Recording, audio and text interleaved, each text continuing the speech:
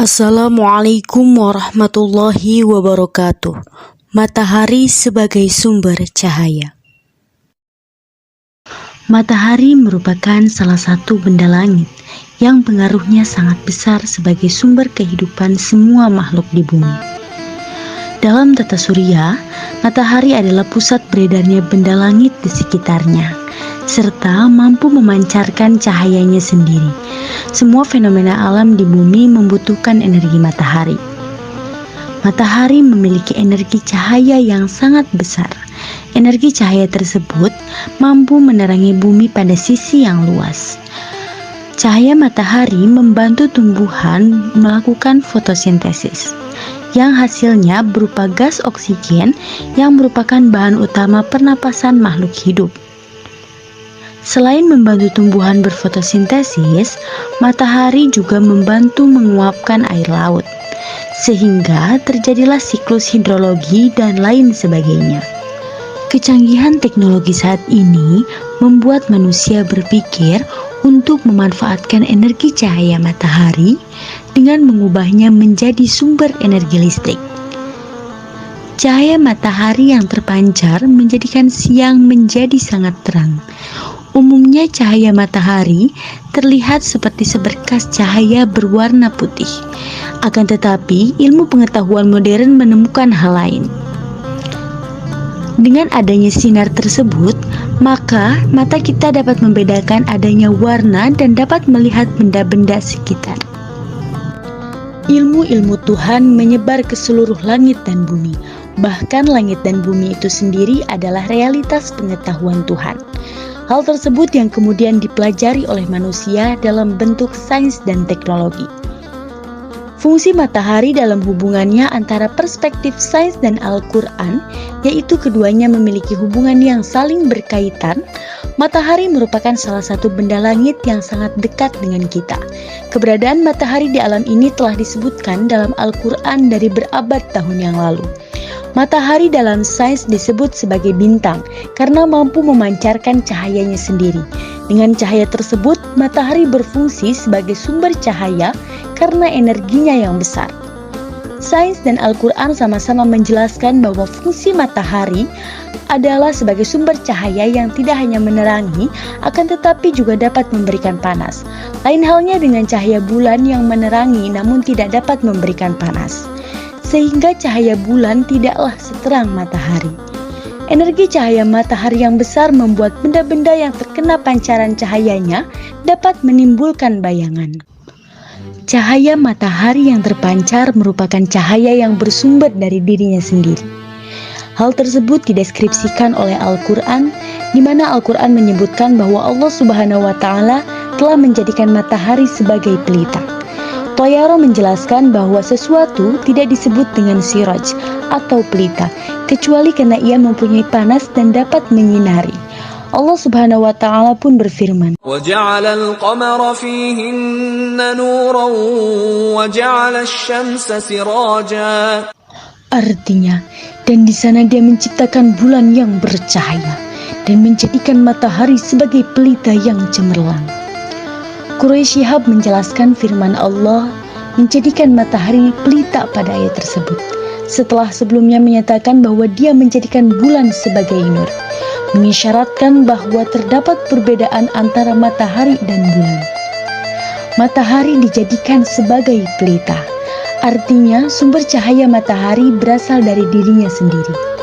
Sedangkan bulan disebut sebagai nur atau cahaya, karena bulan tidak dapat memantulkan cahayanya sendiri. Pada Quran Surat Nuh ayat 16 menyebutkan bahwa matahari sebagai pelita sebagaimana pelita memancarkan sinar dari dirinya sendiri, yaitu dari api yang membakar pelita itu. Berdasarkan hal tersebut, dapat dipahami bahwa Allah menjadikan matahari sebagai siraj maupun dia untuk menunjukkan bahwa cahaya yang terpancar dari matahari bukan hanya mampu menyinari, melainkan juga memiliki panas. Selain itu, Al-Quran juga menyebutkan matahari sebagai dia yang terdapat dalam firman Allah pada Quran Surat Yunus ayat 5. هو الذي جعل الشمس ضياء والقمر نورا وقدره منازل لتعلموا عدد السنين والحساب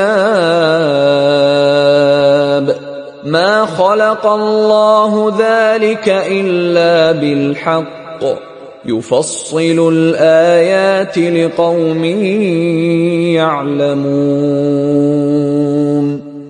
Yang artinya, dialah yang menjadikan matahari bersinar dan bulan bercahaya, dan dialah yang menetapkan tempat-tempat orbitnya, agar kamu mengetahui bilangan tahun dan perhitungan waktu. Allah tidak menjelaskan demikian itu, tanda-tanda melainkan dengan benar. Dia kebesarannya bagi orang-orang yang mengetahui. Ayat tersebut menjelaskan bahwa Allah menjadikan matahari sebagai dia, yang artinya sinar yang terpancar dari matahari, yang sangat menyilaukan mata. Matahari dengan sinarnya merupakan sumber kehidupan, sumber panas, dan sumber tenaga yang dapat menggerakkan makhluk hidup yang diciptakannya. Dahulu kala, banyak orang yang percaya bahwasanya bulan memancarkan sinarnya sendiri, bukan tanpa alasan, karena memang secara kasat mata, cahaya bulan begitu terang di malam hari. Hal itu telah terbantahkan oleh ilmu pengetahuan modern yang telah memberitahu kita bahwa cahaya bulan adalah cahaya reflektif yang dipantulkannya dari cahaya matahari.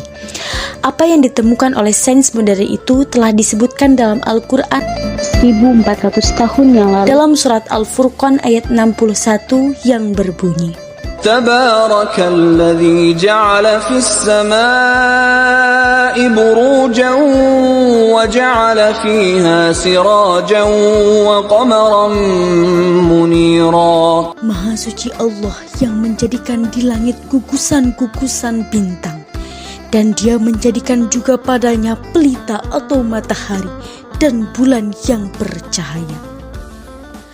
Dalam ayat ini, matahari digambarkan sebagai siroj yang berarti pelita.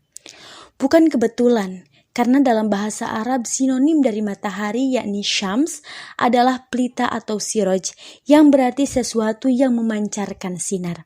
Sedangkan bulan atau qamar dalam ayat tersebut digambarkan sebagai sesuatu yang munir yang berarti memantulkan cahaya.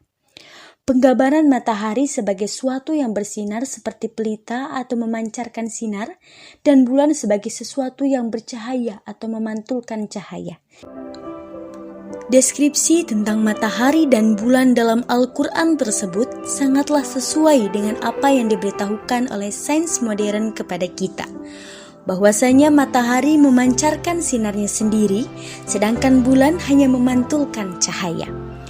Hal ini membuktikan bahwa Al-Quran sudah jauh lebih dulu memberitahu kita akan hal ini, dan bahwasanya Al-Quran adalah benar wahyu Tuhan untuk seluruh umat hingga akhir zaman.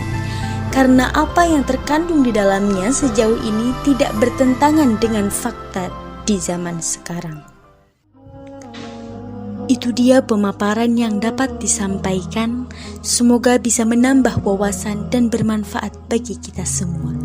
Syukran, wassalamualaikum warahmatullahi wabarakatuh.